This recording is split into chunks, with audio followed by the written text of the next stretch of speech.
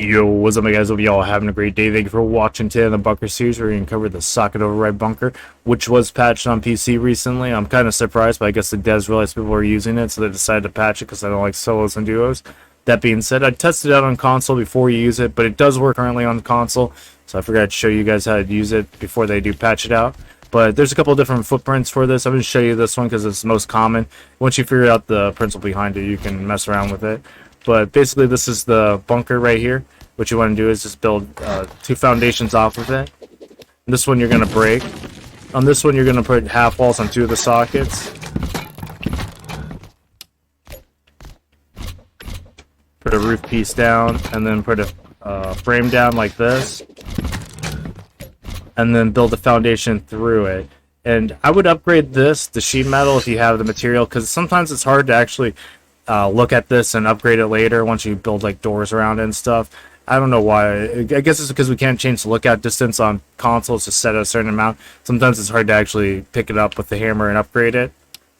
This foundation is a weak spot, so you're going to want to make this sheet metal as soon as you can, if not high qual. Honestly, I'd recommend making it high qual. If you leave it stone, it's soft-sidable, and people can basically get into your bunker for free. And this foundation, I just usually make it a high one. It doesn't really matter. You can just whatever you want for that. So for the bunker, you just want to put half walls here.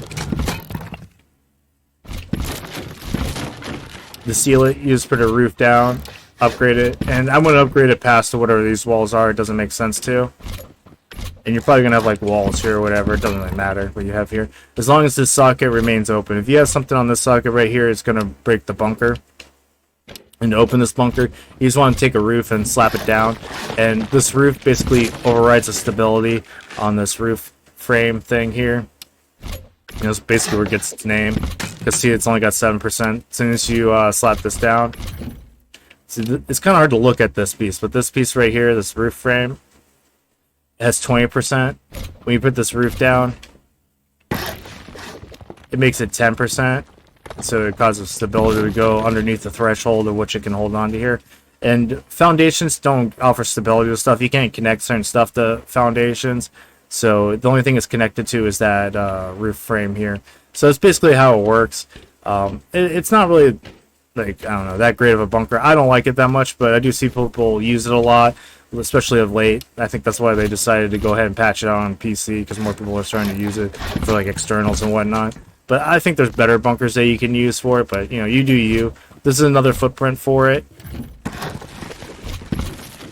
But honestly, there's a lot of weak spots to this bunker if you think about it.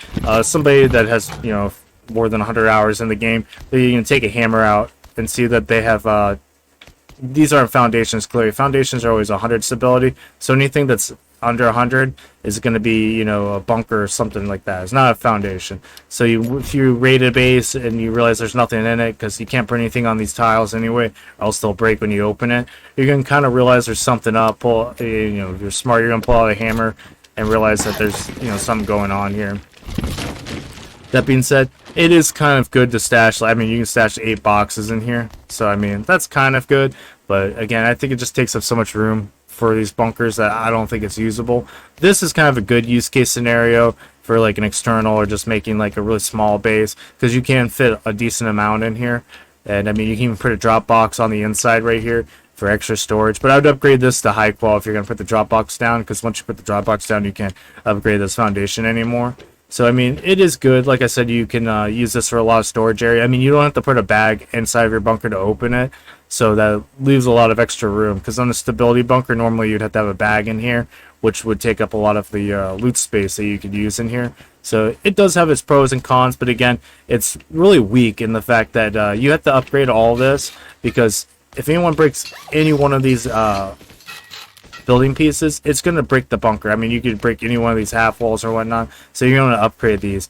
So I mean, it's really only as strong as the any of these pieces here, and it's also hard to build around because you can't put a high foundation here, so you'd have to put a low foundation and then build up to it.